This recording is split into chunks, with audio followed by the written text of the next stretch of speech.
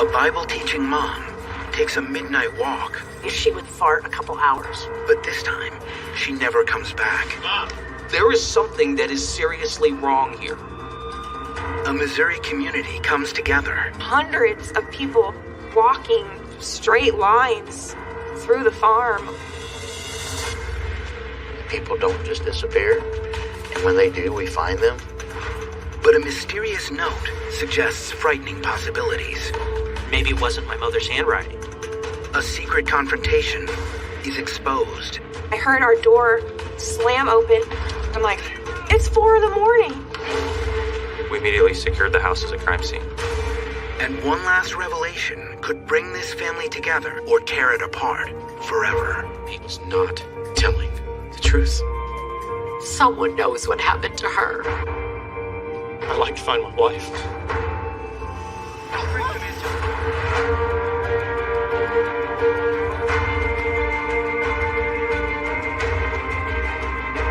2014.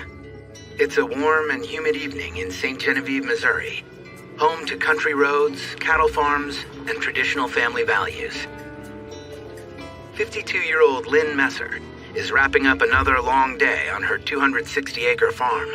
She and her husband, Carrie, have been married for 34 years and have dedicated their lives to raising their children and grandchildren on a farm that's been in the family for 4 generations. My mother definitely loved being on the farm. There's no doubt about it. She loved animals. She loved everything about it. Earlier that day, Lynn worked in the pasture with Carrie and their 2 grown children. Younger son Abram is 32, and the eldest, Aaron, is 33. Our life consisted of getting up in the morning as soon as the sun came up to go take care of the garden, or the animals, to feed the chickens, to slop the pigs. Busy lifestyle that most of the time went from morning until night. Lynn's younger son Abram lives on the farm, a half-mile from the main house, with his wife, Elizabeth. Not only were we neighbors, but we are family. So we would spend a lot of time together. She was very close with her sons. Lynn's older son Aaron is divorced with 3 kids and lives a half-hour away from the farm. But he regularly brings his children to spend time with Lynn. Lynn was most happy when she was with her grandkids, doing a project with them, 4-H, teaching them something new. She loved doing that. That was so important to her. She was there if you need her at a moment's notice. I mean, I'd call her at midnight sometimes if I need anything, and she'd be there in a second flat. She always came to anyone's rescue that needed her. That afternoon, Community, trying to improve the way we all farm and earn a living and take care of our community. My mother loved dirt. She was always interested in soil. She planted a massive, massive garden. Let's pray. And that was life. Thank you for allowing me, Except for church, of course. We're at church every Sunday and Wednesday and every time it was open. Amen. just like every other day that summer, Lynn teaches a religious studies class with arts and crafts.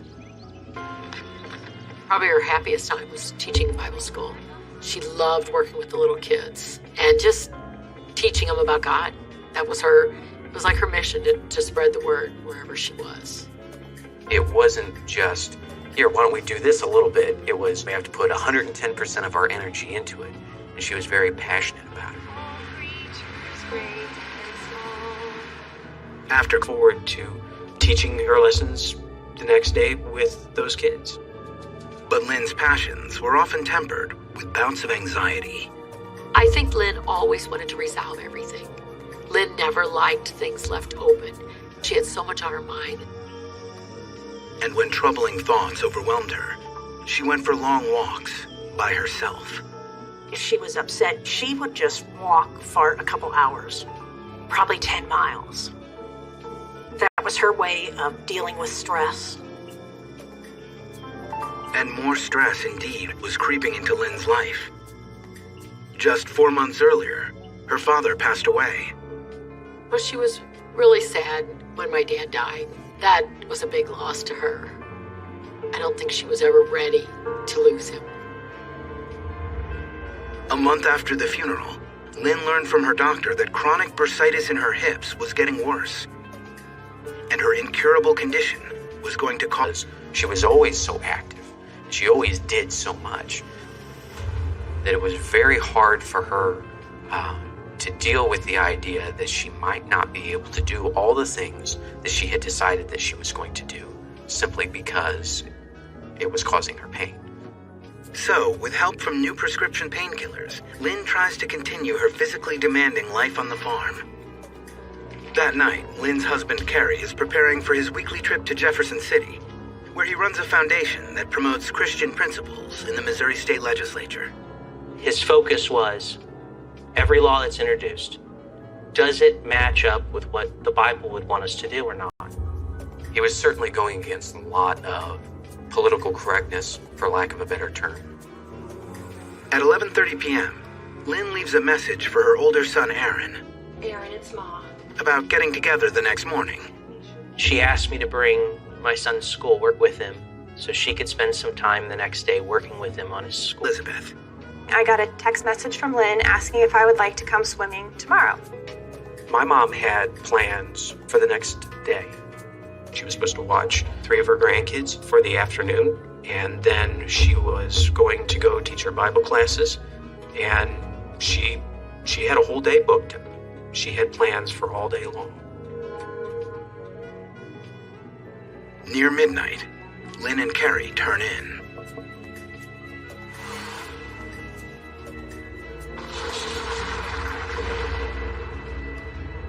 In the early morning hours, Kerry hears a thunderstorm pass over the farm. And when he woke up, she was gone. Kerry knows that Lynn goes for walks when she can't sleep. Carrie told me, I figured she just got up and went downstairs and was sewing or something, and I laid there a while, and then I thought, well, I better go look and see if everything... Kerry extends his search outside the main house. They were having septic tank problems. Maybe she went over to the barn. There was a little apartment to use that bathroom. Then Kerry notices something he thinks is odd. One of the family's all-terrain vehicles is gone. Kerry's younger son Abram and his wife Elizabeth are fast asleep in their home on the other side of the family farm. We were woken up at approximately 4:15 in the morning with my father trying to open the door. I heard our door slam open, and I have chains on the door, and that chain caught. And all the dogs in the house just start barking like crazy. And I hear Carrie's voice screaming, Abram! I'm like, oh my gosh, is the house on fire? So I stepped out onto the porch, and there's my father with no shirt on. And his truck is sitting in the driveway running with the head. Did you bring that four-wheeler up last night or this morning? It's 4:15 in the morning. I'm expecting to hear, my house is on fire or something, and he's asking about the four-wheeler. And it totally caught me off guard. I stood there for a second, and I said, I brought it up yesterday when I got off of work. And he walks all the way down to the end of the porch, and he pauses just long enough to say, I don't know where your mother is. And I'm standing there on the porch trying to figure out what on earth just happened.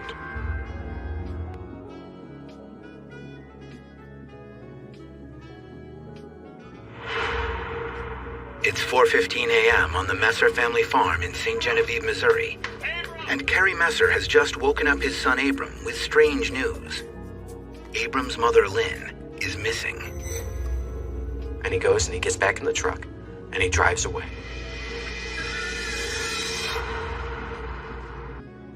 But then Abram remembers where she most likely is, in the empty apartment on the farm. I said, well, they've been having septic problems. She probably went over to use the bathroom and wound up falling asleep, or she's wandering around in the apartment. Elizabeth agrees and reminds Abram that his mother has gotten lost before. My mother's never been very good with directions. that when I was 10 or 12 years old, we got woken up in the middle of the night, hearing my mother crying. She had gotten lost in the dining room. Abram and his wife go back to sleep, feeling confident that his father would find his mother soon.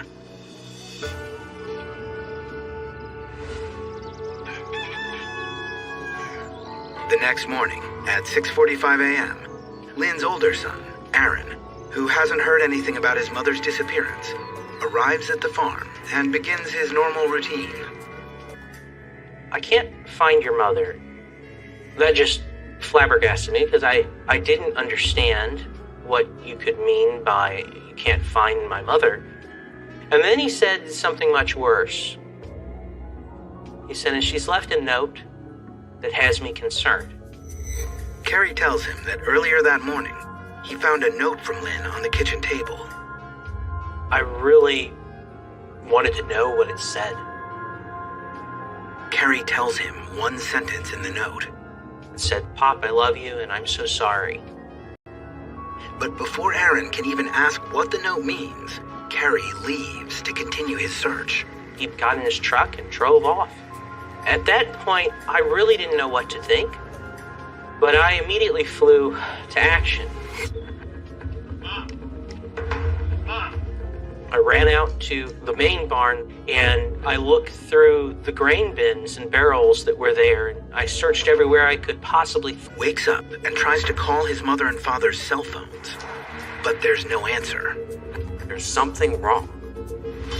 I can't put my finger on it, but something doesn't feel right. Then, at 7:15 a.m., Abram hears from his father. And I say, "What's going on?" Expecting in the back of my mind that he's going to say, "Oh, well, she was over in the apartment." But instead, he just drops this bomb. And he says, "Well, because this note that she's left, I'm probably going to have to end up calling the sheriff's department." Now he's telling me that there's a note. Now I'm officially beginning to freak out. I'm like, there is something that is seriously wrong here. What do you want me to do? And so I ask him, "Well, what do you want me to do?" He says, "Well, I need for you to go and move the cows." I'm thinking, what? Despite finding his... Meanwhile, by 8 o'clock a.m., Lynn's older son Aaron has searched every building on the farm, including the apartment. And then I realized this isn't right. If Dad's been looking for Mom and he can't find her, we need help. So I called 911. 911, what's the location of your emergency? I said, I need to talk to somebody, and my mother's missing, and we can't find her. Okay, just something wrong with her? My dad said when I got to the house this morning, he said he's been looking for her since 4 o'clock this morning, and she left a note. So what's your mom's name? Lynn, Lynn, Messer, Messcr. Okay, I'll just send an officer out there, okay? Detective Austin Clark is just beginning his shift. So the morning of July 8th was a normal summer morning around here. I was going to work on some paperwork, and I got a call from one of our lieutenants over the patrol division, and he had said that there was a missing female. Gary Stolzer knows Lynn's husband, Carrie Messer, from the community. From the minute the call came out that morning at 8 o'clock in the morning, it hit me wrong. Here in St. Genevieve, we don't have these kind of things happen. We're a smaller community. We have about 18,000 people in it, and people don't just disappear. The sheriff makes initial contact with Lynn's son who lives on the farm, Abram. I told him everything that had happened that morning. Told him how my father had come to my house at 4:15 and asked me about the four-wheeler. And I don't know what's going on. One of the hypotheticals when we first arrived is that she just walked off and was thinking. We were told it was not unusual for Lynn to walk around the farm. Abram and the sheriff set off on a search. We looked in the field areas, and we also went through the woods where they had paths cut through. Everybody's initial hope is that we'd find Lynn right away, walking around somewhere there on the immediate farm. Meanwhile, Detective Clark stays at the house and talks to Lynn's husband. Sound of thunder. He looked over and didn't see Lynn in the bed. He indicated that this wasn't out of the ordinary because Lynn had some problem sleeping. But he just felt like something wasn't right. Detective Clark next turns his attention to the house We immediately secured the house as a crime scene. and looks for signs of a break-in. We didn't find any signs of a struggle initially in the house. We didn't find any forced entry. Everything looked normal. Detective Clark takes note of Lynn's personal items. We found her purse, her glasses, her cell phone. She had been wearing a medical boot because she had an injury to her foot, helped her walk. She left that as well. It seemed like if she didn't take anything with her, she didn't plan on going anywhere far, that we would find her in the immediate area somewhere. Then, Carrie gives Detective Clark the mysterious note. The first walk or I'll be home later. It says, I'm sorry I made you hate me. Sorry, everyone. And there is something very wrong with all of this.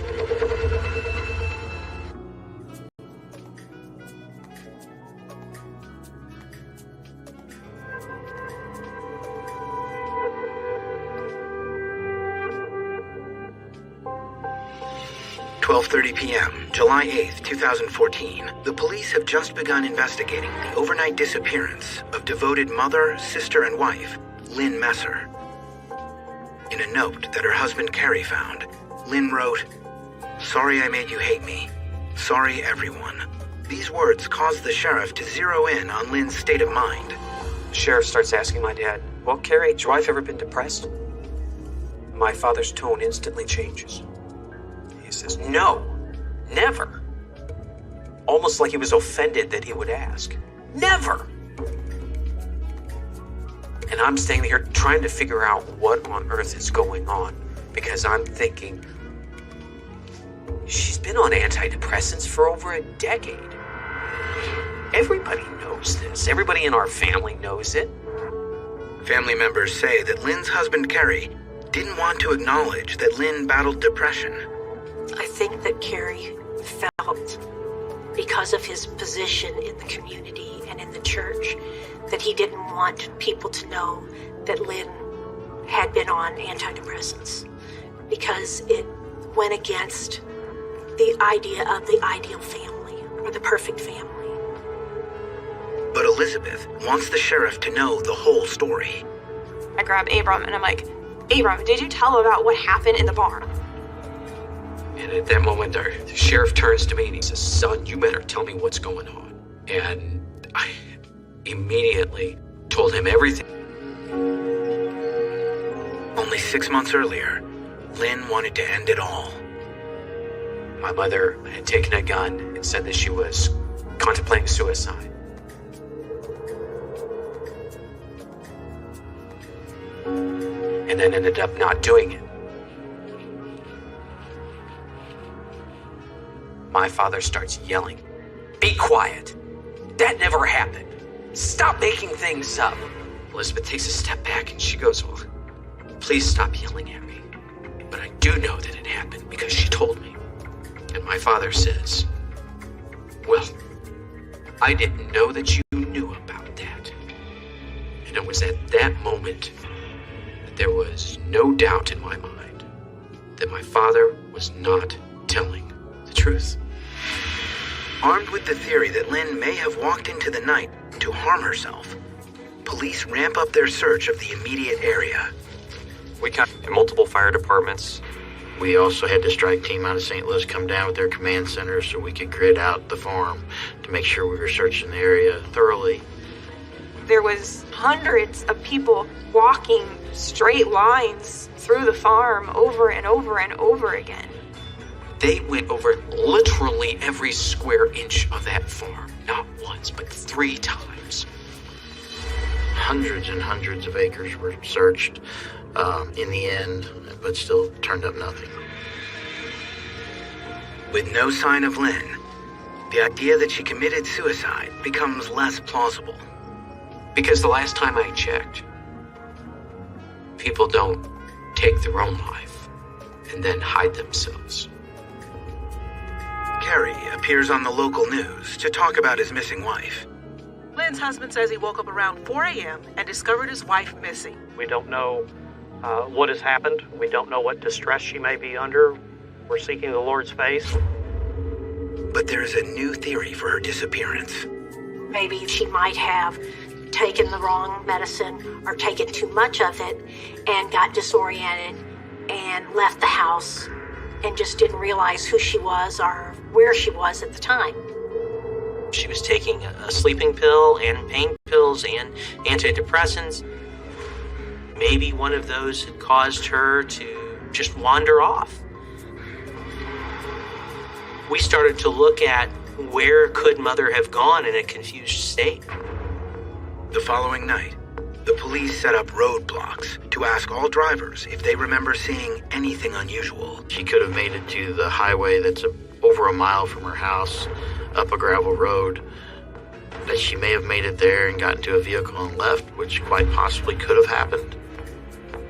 Lynn was known to have confused her medicines before. There's at least 3 times that I know of that she wrecked her car, she passed out in the kitchen, had a black eye. The day she called and told me she wrecked the car, I'm like, what did you do? And she said, well, I think I might have taken sleeping pills instead of pain pills. Did she get in the car with somebody? Did she get in the wrong car with the wrong person? And who knows? They interviewed everyone who drove in and out during the middle of the night, just to see, did you see anything that night? Did you hear anything that night? The police work until dawn, but don't uncover any clues about Lynn's disappearance. At that point, my heart sunk. I knew that there was less and less of a chance of finding Lynn. I knew there were going to be many volunteers show up the next day to help search some more, but we had professionals there that gridded the farm out, and we searched it very thoroughly. After another full day and night of fruitless searching for Lynn, the police changed strategy. And that, I've done nothing but be completely and totally honest with them. Why would I be concerned about it? We asked if there was anything going on in her life that we needed to know about, any kind of feuds within the family, just general questions. Did you participate in Lynn going missing? Did you have anything to do with it? And when the test results come in, Abram's responses raise far more questions than answers.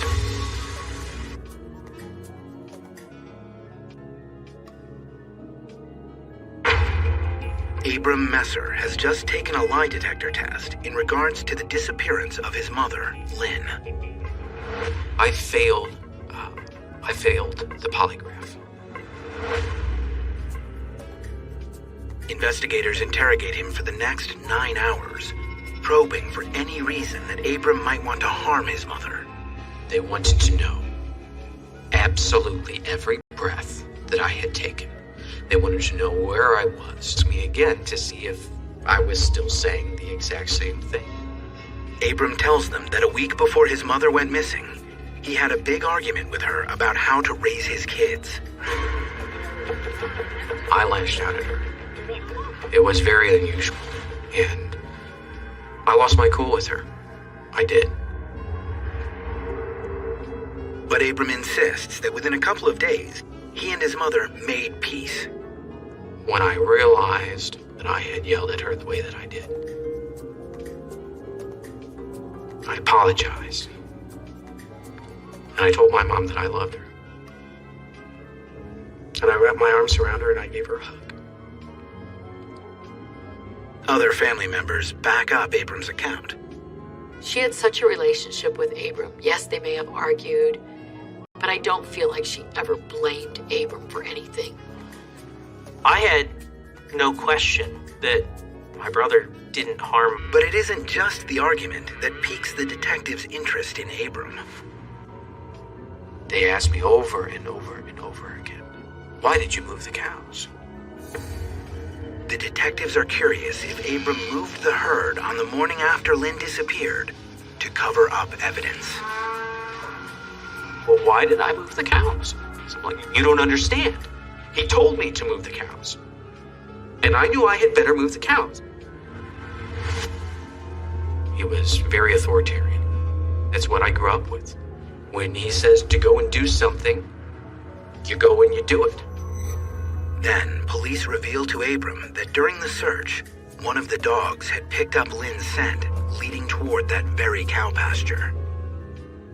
Lynn's scent initially was picked up at the farmhouse and it led up the hill, just disappeared at the top of the hill. And that's when it dawned on me that my father had me move the cows to the end of that scent trail. That eye of suspicion onto me. Now, detectives turn their attention to Kerry. They ask him why he wanted the cows moved, and Kerry tells them that the night before, Lynn had reminded him that the cattle were overdue for pasture rotation.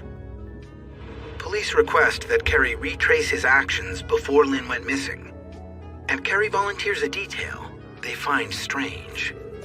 Kerry said he had washed his dog in the bed of his pickup truck the night that Lynn went missing. And I thought it was odd that someone washed their dog in the bed of a pickup truck. Detectives wonder if it's possible that Kerry was also trying to wash something else. We decided to check for blood. We tested everywhere in the bed of the truck that blood could have been at or seeped into. We didn't find any blood. Also, Detective Clark asks Kerry about unusual items he found in the house. When we were initially looking for evidence bottles in the bathtub, I initially thought it was odd, but after questioning Kerry on that, we learned that Lynn and he would make their own bleach. I just thought it was another thing that farmers do to save money. But the detectives also have doubts about the note that Kerry says he found. One of the things I noticed about the note when it was written was that it was printed, and just from looking around the house, I noticed that Lynn typically wrote in cursive. When I discovered that, I definitely thought that maybe something was wrong. I'm her son, and I'm looking at it and going, that's her handwriting. Wait a minute. Is it? Kerry insists that the writing is Lynn's. Police send the note to the FBI lab in Quantico, Virginia, for analysis. I heard a lot of things about the note. Maybe it wasn't my mother's handwriting. And that it looked like it was written.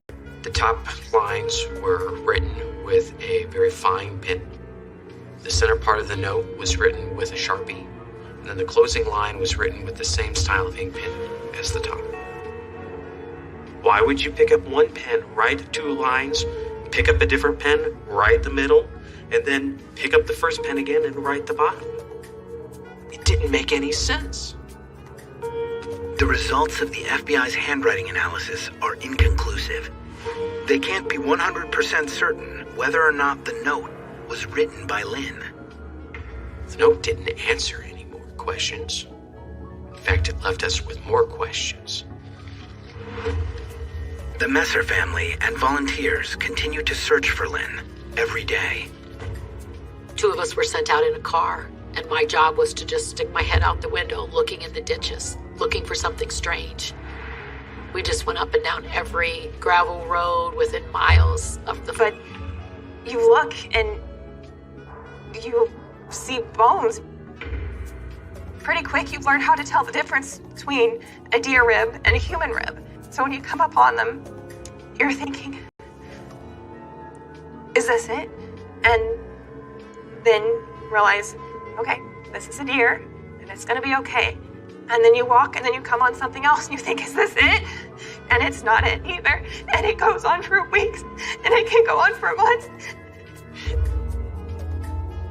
Kerry and Lynn's extended family hold a press conference. Lynn?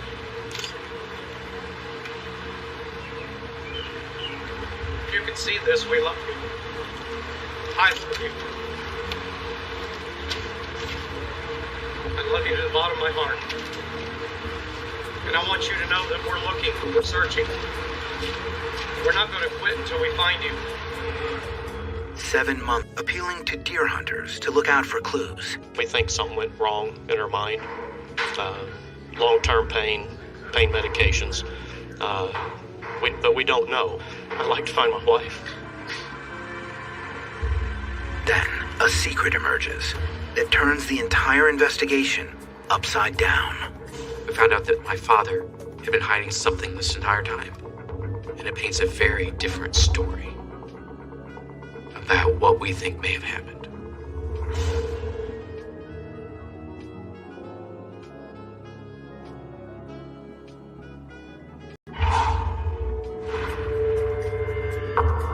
Seven months after Lynn Messer's midnight disappearance, her husband Carrie drops a bombshell on police and his family. He's been secretly seeing another woman. Her name is Spring, and she's a family friend of 20 years. It caused me concern. Detectives that his relationship with Spring began only after Lynn disappeared. But Lynn's family isn't so sure. No one is going to believe that this relationship came out of nowhere. It was already there. If so, some members of the Messer family wonder if Lynn knew that Carrie was interested in another woman. Elizabeth now realizes that one of her last moments with her mother-in-law may hold the answer. The day before Lynn went missing, in the car, she looked at me and she said, "If anything ever happens to me, I want Carrie to marry Spring." And so I'm sitting here like, what? You don't pick out somebody else for your spouse. It was odd. It wasn't if I die. It was if something ever happens to me. If I think things going to happen to you, how can I help you? I believe it was a cry for help, and I didn't get it. And if I had just said something different in the car, our whole lives could be different.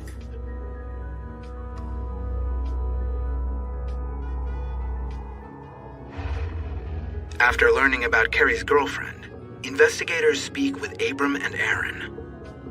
The police presented the evidence that my dad was a suspect. And in that context, they proposed two possibilities. That perhaps my father is directly involved in causing my mother's demise, murdering her. Or perhaps my mother did in fact commit suicide, and that my dad simply covered it up. Anything is for him to simply tell the truth. The Bible tells us that the truth will set us free. But police find no evidence that links Carrie or anyone else to Lynn's disappearance. And without her body, there is no proof that a crime was even committed. For the next 2 years, as the search for Lynn continues, the family holds out hope that she may still be alive somewhere. Then, on November 1st, 2016, just 4 days after Aaron Messer was first interviewed for this program, Aaron and his 2 daughters are walking through the woods along the edge of the farm. As we were walking, we quite clearly saw a human skull. 911, where's your emergency? Oh, this is Aaron Messer. My mother's missing person has been missing for 2 years. Things in the woods all the time, but the skull was laying on its side, and the teeth were faced up, and you could see fillings in the teeth. There's no question these are human remains. This is my mother. We responded to that call. We secured the area. We sat on it all night. We asked for the FBI to come in to assist us. Forensic investigators recover a complete human skeleton that they say had never been buried. Dental records confirm that these bones, found on the family farm, belong to Lynn Messer. But authorities wonder, how were her remains missed for so long by the search teams? Where her body was directly below where the cows had been moved that morning. The dogs could be very distracted by the cows. While forensic experts search for answers as to how Lynn died, Carrie Messer grants the local media an interview. What they found with Lynn's body are her remains, because I know there's no evidence that that implicates me. I don't believe there's anything that implicates my sons. I want to know what happened. So I'd like the answers to settle the accusations. Being the husband of a missing wife is not an enviable place to be. Did you kill your wife? Did you do anything to harm your wife or to cause your wife's death? No, absolutely not. Ben and I have had a very loving and abiding marriage and relationship. She loved our life, so did I. Forensic investigators have not yet determined what caused Lynn's death, or if foul play was involved. This case is very frustrating to me because we don't know what happened to Lynn. And until we know what happened to Lynn, we can only imagine all the possibilities of what end her life. Someone knows what happened to her, and she deserves proper closure. We deserve proper closure to end this. 2.5 years is long enough to suffer. I miss my mom in every way possible. She deserves to be honored by the truth. I hate to be accusatory of anybody or to say there is foul play. You don't know till you know the ending of this story, and we don't know the ending of the story. Although the Messer family was finally able to give Lynn a funeral, the cause of her disappearance and death remains a mystery. If you have information about what happened to Lynn Messer, please contact the St. Genevieve County Sheriff's Office